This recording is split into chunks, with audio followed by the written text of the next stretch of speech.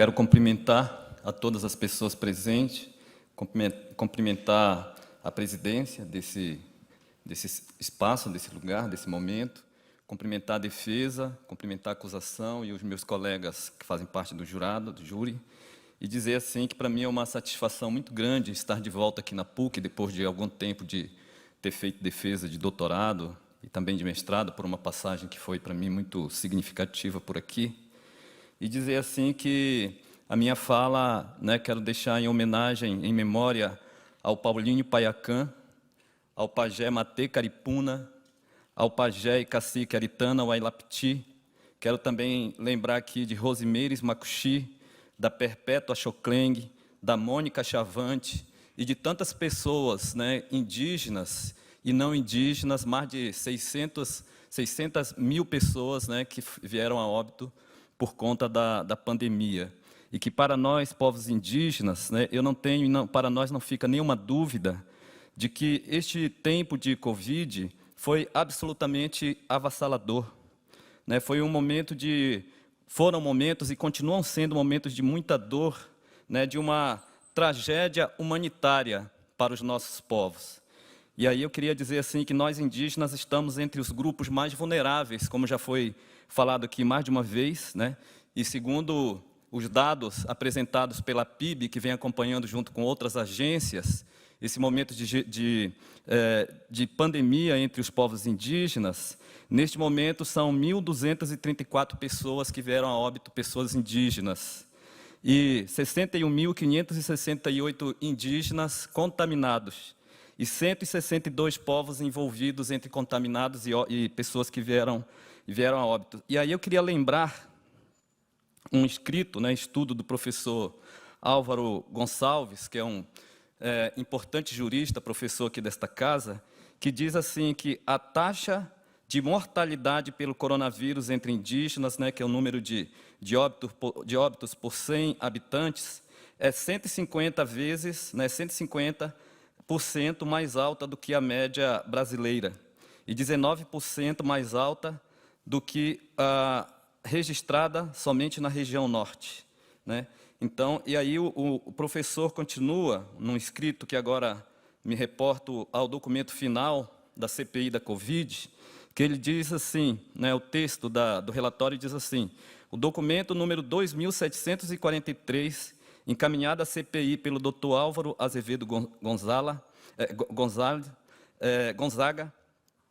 como resposta à consulta formulada pelo Grupo Prerrogativa e pela Associação Brasileira de Juristas pela Democracia, conclui que contra os povos indígenas existem ações e omissões no período recortado da pandemia, que culminaram em um verdadeiro genocídio e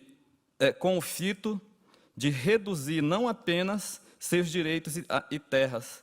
mas muito mais que isso, ele prossegue o texto. E aí eu quero dizer assim que toda essa maldade, toda essa perversidade, aí já apresentada pela acusação e pelos demais colegas do júri, eu quero lembrar que o governo federal, ressaltar que o governo federal, de fato, para nós indígenas, foi e continua sendo o principal agente do genocídio. E as suas irresponsabilidades, as suas omissões, elas provocaram, por exemplo, uma situação em que os principais agentes da transmissão do coronavírus entre os povos indígenas são servidores do governo federal, da saúde e de outras instituições, e essa mesma omissão do Estado, que tem a ver, por exemplo, com fake news, com negacionismo, a própria relativização da doença,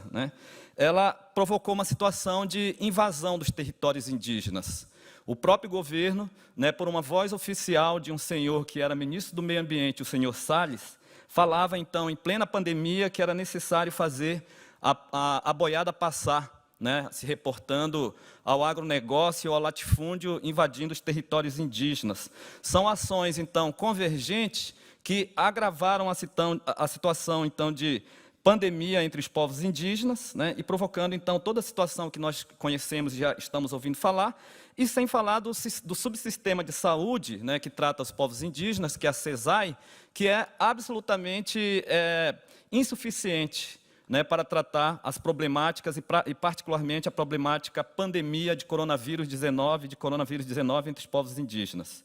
Então, é importante também ressaltar, e quero fazer isso, que para nós esta pandemia, infelizmente, não é novidade, né? O antropólogo Henry Dubens, ele dizia, então, sobre um cataclismo biológico ao se reportar sobre o que acontece com os povos indígenas desde o século XVI, quando os portugueses, né, e os colonizadores invadiram esse território que hoje conhecemos como Brasil. Nosso grande parceiro, Darcy Ribeiro, escreveu um livro chamado O Irá Sai à Procura de Deus, em que ele se reporta a uma série de movimentos que ele e outros antropólogos identificam como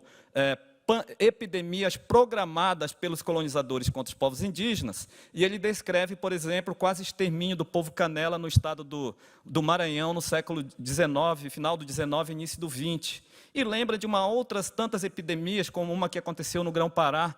em meados do século XVIII, que quase exterminou muitas populações indígenas por ali, e o resultado foi, por exemplo, a morte de 50 mil pessoas, sendo a maioria indígenas, no estado do Pará, na região do Grão-Pará, no século XVIII. E, portanto, eu quero dizer assim que são uma série de instrumentos, né, uma série de artifícios, inclusive jurídicos,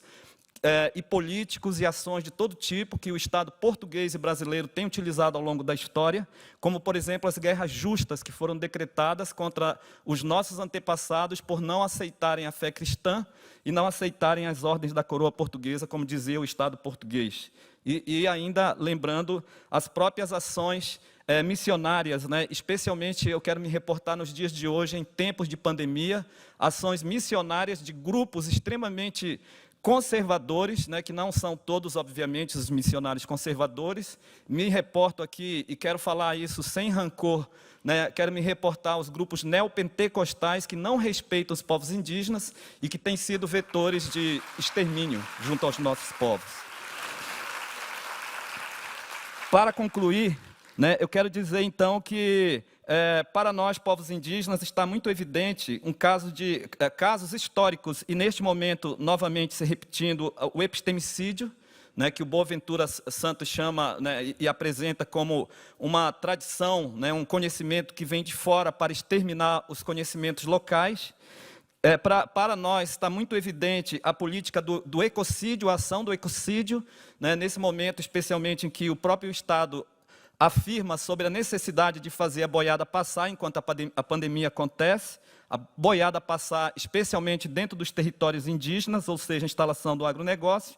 Está muito evidente a repetição de uma ação de necropolítica, né, que é o extermínio de grupos, né, de pessoas subalternizadas, e fecho o foco aqui para me reportar aos povos indígenas, e, sobretudo, acima de tudo, está caracterizado, no meu parecer, um genocídio. Um genocídio que é, na verdade, um projeto histórico e que, nesse momento, é retomado com bastante fôlego através da pandemia do Covid-19. E, portanto, quero dizer que a minha sentença converge com os dados, as informações apresentadas pela comissão, né, converge totalmente com a condenação por todos os crimes aqui levantados, apresentados pela condenação e particularmente pelo crime de genocídio. Quero encerrar dizendo que os espíritos dos guerreiros e guerreiras estão aqui conosco, estão acompanhando e vão continuar acompanhando, e que nós, povos indígenas, estamos aqui, sempre estivemos e sempre estaremos. Muito obrigado.